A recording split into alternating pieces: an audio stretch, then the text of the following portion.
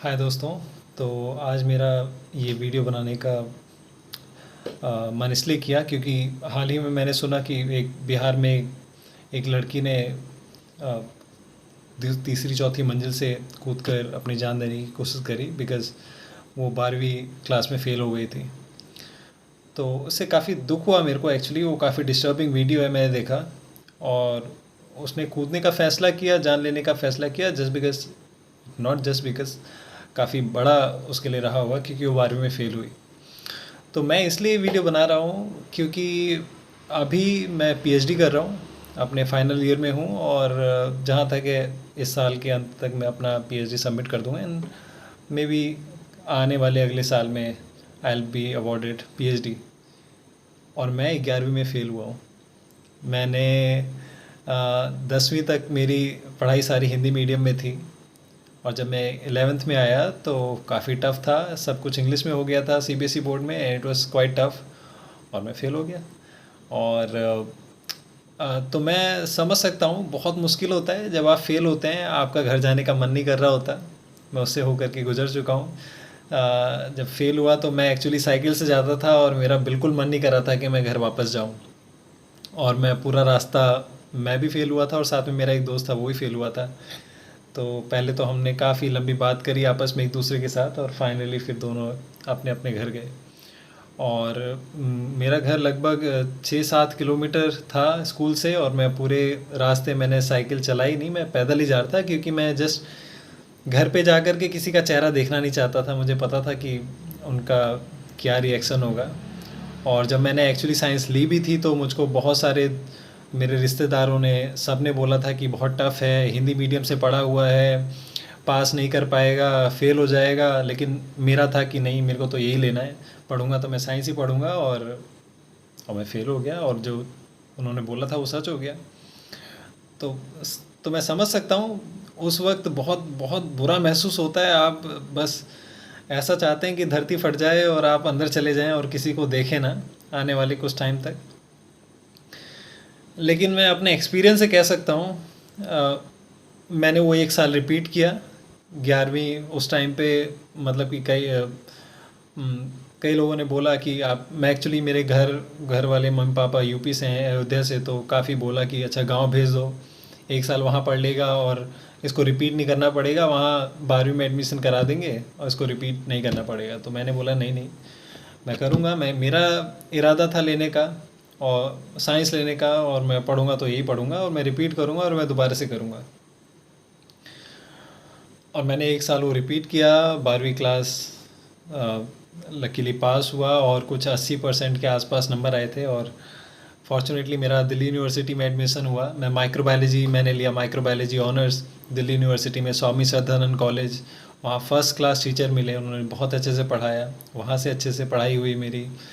उसके बाद एमएससी के एंट्रेंस एग्ज़ाम बहुत सारे होते हैं, तो उसमें भी लोग कहते थे अब कितना पढ़ ले, कितना पढ़ेगा, हो गया बीएससी ख़त्म हो गई, एमएससी के लिए एंट्रेंस देना पड़ेगा, उसके लिए अलग से पढ़ाई करनी पड़ेगी, कोचिंग लेनी पड़ेगी, वो भी मुश्किल है, ये वो फलाना ढिकाना। लेकिन वो भी हो गया, मेरे बहुत सारे एग्ज़ाम क्लियर हो गए एमएससी में। बहुत सारे सीनियर्स ने सपोर्ट किया, कुछ एक आधा कोचिंग में भी मैंने ज्वाइन करी, वो भी काफ़ी हेल्पफुल था। और कुल मिलाकर के एमएससी में भी मेरा एडमिशन हो गया। मुझे स्कॉलरशिप मिलती थी एमएससी मेरी पोर्ट ब्लेयर से, पौंडीचेरी यूनिवर्सिटी से, तो 2000 रुपये महीने की फेलोशिप मिलती है। और साथ में मेरे को एक ट्यूशन पढ़ाने का मिल गया था, मैं ट्यूशन पढ़ाता था, तो मेरा वो भी घर का खर्चा चल जाता था।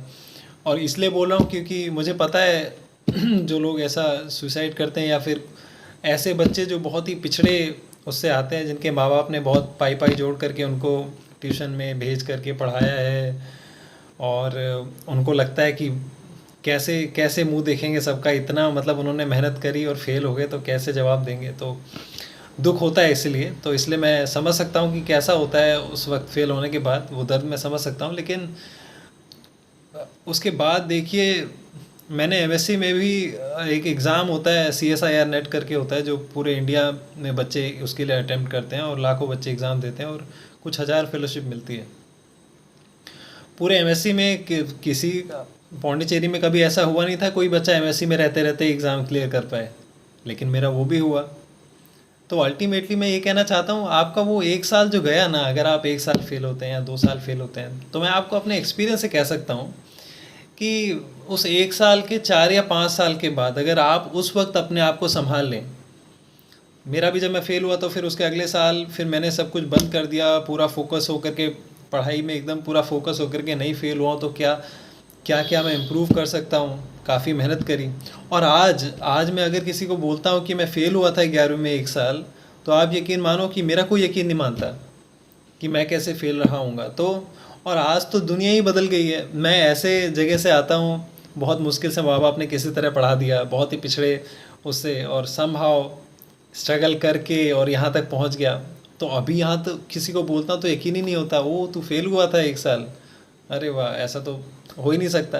तो मैं ये कहना चाहता हूँ कि वो वो अगर टाइम आप निकाल लें किसी तरीके से, अपने आप को किसी तरह बांध के रख सकें, चाहे वो मोटिवेशनल वीडियोस देख करके हो, चाहे किसी ऐसे बड़े से बात करके जो उस जगह से होकर के गुजर चुका हो, बस आप अपने आप को बांध करके रखिए वो आने वाला 1 साल 2 साल। मैं शर्त के साथ कह सकता हूँ, अगर आप मेहनत करेंगे दोबारा से, तो आप 4 या 5 साल के बाद आपको वो वक्त याद भी नहीं रहेगा। मुझको अभी वो एक वक्त याद भी नहीं है कि वो 1 साल फेल हुआ था तो वो कहाँ निकल गए। वो समय बहुत मुश्किल होता है, आपको 100 लोग मिलेंगे, पूछेंगे अरे फेल हो गए, फेल हो गए। हमारी तो दुकान थी, तो मेरे को तो हर दूसरा इंसान दुकान पर जब कोई सामान लेने आता था हमारी, तो पूछता था अरे शिवम तू फेल हो गया, तू फेल हो गया। तो it is very tough, I know, बहुत मुश्किल है उस फेज से होकर के गुजरना। कई बार आपके जो पेरेंट्स होंगे वो सपोर्टिव होंगे, कई बार वो नहीं होंगे, कई बार आपके फैमिली मेम्बर सपोर्टिव होंगे, तो आप उनसे बात करिए, कोई दोस्त मिले उनसे बात करिए। कुल मिलाकर के इतना कहना चाहता हूँ, आप सुसाइड जैसा बड़ा कदम मत लीजिए। मैं आपको अपने एक्सपीरियंस से बोल सकता हूँ, ज़िंदगी बहुत बदल सकती है। आप कसम से आप 4 या 5 साल के बाद आप उस वक्त को याद भी नहीं करेंगे। और एक्चुअली मैं अभी जहाँ पर हूँ, मेरे को लगता है अगर मैं वो 1 साल फेल नहीं हुआ होता तो शायद अभी कहीं और होता। उसने मेरे को बिल्कुल फोकस कर दिया उस 1 साल ने, और बिल्कुल ही दुनिया बदल गई। मैं अभी हाल ही में न्यूजीलैंड होकर के आया हूँ एक कॉन्फ्रेंस से, जो कि मेरे लिए तो अनबिलीवेबल था। एक जो वो बच्चा जो 11वीं में उस समय था, जिसको इतनी दिक्कत होती थी, और बहुत मुश्किल था, एक एक चैप्टर समझने में एक एक पूरा दिन निकल जाता, क्योंकि बहुत मुश्किल था। हिंदी मीडियम से इंग्लिश मीडियम में सारा हो गया, साइंस के वर्ड तो अलग ही होते हैं। तो कुल मिलाकर के धैर्य बनाए रखिए, आप सुसाइड जैसे कदम मत उठाइए।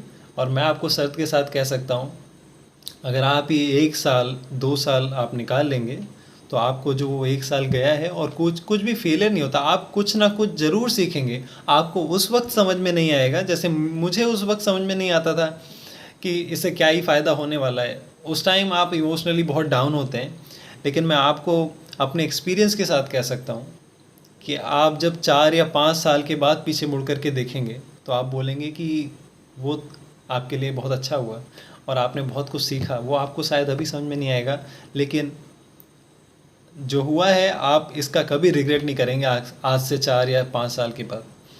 तो आप ऐसे ऐसे लोगों से बातें करिए जो अभी भी फेल हुए हैं। अगर आपका दोस्त है कोई, उनसे बात करिए कि उस समय वो समय बहुत ही डाउन होते हैं।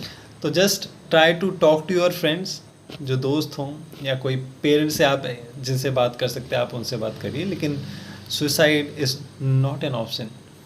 ऐसे बहुत सारे ऑप्शन हैं जो आप ले सकते हैं, but suicide is not an option. Okay, तो ये अपने ऐसे दोस्तों को भेजिए जिसको आपको लगता है कि अभी कुछ ऐसी स्थिति से हैं, स्थिति से गुजर रहे हैं जहाँ पर उनको ऐसी ज़रूरत है। Try to pass it on, just because I feel like मैं उस जगह से होकर के गुजर चुका हूँ, पता है कितना बुरा होता है। लेकिन जब ऐसे मैं सुनता हूँ कि कोई बच्चा सुसाइड कर रहा है 10वीं 11वीं का 12वीं का, तो मुझको एक्चुअली बहुत बुरा महसूस होता है, क्योंकि मुझे पता है वो 1 साल अगर आप निकाल लेंगे तो आपको दोबारा वो वक्त याद भी नहीं रहेगा। तो उसके लिए अपने जीवन को मत गवाइए, ठीक है। तो all the best and never lose hope, be patient, and life is so meaningful and so beautiful, so give it a chance, don't commit suicide, okay.